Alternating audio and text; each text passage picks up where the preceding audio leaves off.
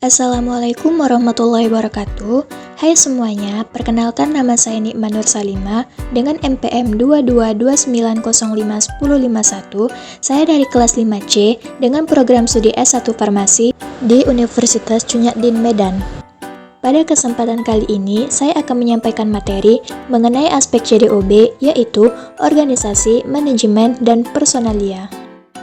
Yang mana untuk memenuhi tugas mata kuliah dari regulasi dan manajemen PBF dengan dosen pengampu Ibu Apoteker Syarifah Nadia, SPAM MSI. Yuk langsung saja kita bahas materinya. Sebelum saya menjelaskan tentang aspek CDOB, saya akan menjelaskan terlebih dahulu pengertian daripada CDOB dan tujuan daripada CDOB. Adapun cara distribusi obat yang baik atau CDOB merupakan standar dalam proses distribusi obat atau bahan obat yang bertujuan memastikan mutu sepanjang jalur distribusi atau penyaluran sesuai persyaratan. Selain itu, CDOB berfungsi untuk menjamin dan memastikan bahwa proses distribusi telah sesuai dengan tujuan penggunaannya. Standar ini dibuat untuk mengantisipasi praktik pemalsuan obat atau bahan obat serta beredarnya produk yang dapat merugikan konsumen bahkan menimbulkan korban jiwa. Selanjutnya, prinsip umum cara distribusi terdapat 5. Adapun yang pertama, prinsip CDOB berlaku bagi aspek pengadaan, penyimpanan, penyaluran, hingga pengembalian obat atau bahan obat dalam rantai distribusi. Yang kedua, semua pihak yang terlibat dalam proses distribusi obat bertanggung jawab memastikan mutu obat atau bahan obat dan mempertahankan integritas rantai distribusi. Adapun yang ketiga, cara distribusi obat yang baik berlaku juga bagi obat donasi dan obat uji klinis. Yang keempat, menerapkan prinsip kehati-hatian dengan mematuhi prinsip CDOB, misalnya dalam prosedur terkait kemampuan telusur atau track and trace dan identifikasi risiko. Selanjutnya ada kerjasama antara semua pihak termasuk pemerintah, bea dan cukai, dan pihak yang bertanggung jawab untuk penyediaan obat, kepastian mutu, keamanan obat, serta mencegah paparan obat palsu terhadap pasien. Selanjutnya ada aspek yang diatur dalam CDOB, diantaranya organisasi, manajemen, dan personalia. Yang pertama ada organisasi. Organisasi adalah struktur dan pembagian tugas dalam suatu sistem distribusi obat. Yang kedua ada manajemen. Manajemen adalah proses pengelolaan dan pengawasan agar distribusi obat berjalan sesuai standar mutu. Yang ketiga ada personalia. Personalia adalah individu yang terlibat dalam distribusi obat dan harus memiliki kompetensi serta pelatihan yang sesuai. Selanjutnya ada persyaratan organisasi, manajemen, dan personalia. Di sini terdapat 6 persyaratan, yaitu adapun yang pertama umum, yang kedua organisasi dan manajemen, yang ketiga penanggung jawab, yang keempat personil lainnya, yang kelima pelatihan, yang keenam higien.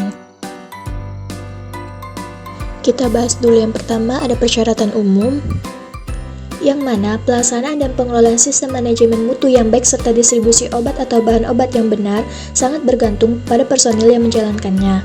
Harus ada personil yang cukup dan kompeten untuk melaksanakan semua tugas yang menjadi tanggung jawab fasilitas distribusi. Tanggung jawab masing-masing personil harus dipahami dengan jelas dan dicatat. Semua personil harus memahami prinsip CDOB dan harus menerima pelatihan dasar maupun pelatihan lanjutan yang sesuai dengan tanggung jawabnya. Selanjutnya ada persyaratan organisasi dan manajemen, dan di sini ada 6 poin. Adapun yang pertama, harus ada struktur organisasi untuk tiap bagian. Yang kedua, tugas dan tanggung jawab harus didefinisikan. Yang ketiga, personil yang bertanggung jawab dalam kegiatan manajerial dan teknis harus memiliki kewenangan. Yang keempat, tiap personil tidak dibebani tanggung jawab yang berlebihan. Yang keempat, harus tersedia aturan untuk memastikan bahwa manajemen dan personil tidak mempunyai konflik. Yang keenam, harus tersedia prosedur keselamatan yang berkaitan dengan semua aspek yang sesuai. Selanjutnya ada persyaratan penanggung jawab, terdapat 4 poin.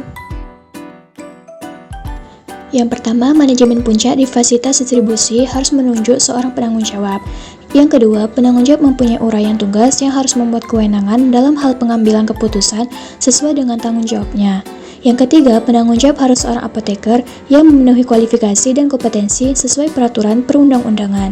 Di samping itu, telah memiliki pengetahuan dan mengikuti pelatihan CDOB yang membuat aspek keamanan, identifikasi obat atau bahan obat, deteksi dan pencegahan masuknya obat atau bahan obat palsu ke dalam rantai distribusi. Yang keempat, penanggung jawab dalam pelaksanaan tugasnya harus memastikan bahwa fasilitas distribusi telah menerapkan CDOB dan memenuhi pelayanan publik. Selanjutnya ada persyaratan personil lainnya, yang mana harus dipastikan tersedianya personil yang kompeten dalam jumlah yang memadai di tiap kegiatan yang dilakukan di rantai distribusi untuk memastikan bahwa mutu obat atau bahan obat tetap terjaga. Selanjutnya ada persyaratan pelatihan, terdapat 4 poin. Adapun yang pertama, semua personil harus memenuhi kualifikasi yang dipersyaratkan dalam syariah OB dengan mengikuti pelatihan dan memiliki kompetensi sebelum memulai tugas. Yang kedua, pelatihan harus mencakup aspek identifikasi dan menghindari obat atau bahan obat palsu memasuki rantai distribusi. Yang ketiga, harus diberikan pelatihan khusus kepada personil yang menangani obat atau bahan obat yang memerlukan persyaratan penanganan yang lebih ketat. Yang keempat, semua dokumentasi pelatihan harus disimpan dan efektivitas pelatihan harus dievaluasi secara berkala dan didokumentasikan. Selanjutnya ada persyaratan higien, terdapat 4 poin juga. Yang pertama, harus tersedia prosedur tertulis berkaitan dengan higien personil yang relevan dengan kegiatannya, mencakup kesehatan, higien, dan pakaian kerja.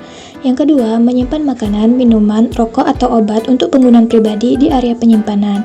Yang ketiga, personil yang terkait dengan distribusi obat atau bahan obat harus memakai pakaian yang sesuai dengan kegiatan yang dilakukan. Yang keempat, harus tersedia ketentuan perusahaan yang mengatur hak dan kewajiban personil, namun tidak terbatas pada pemberian sanksi kepada personil yang melakukan penyimpangan distribusi termasuk kegiatan terkait obat atau bahan obat palsu.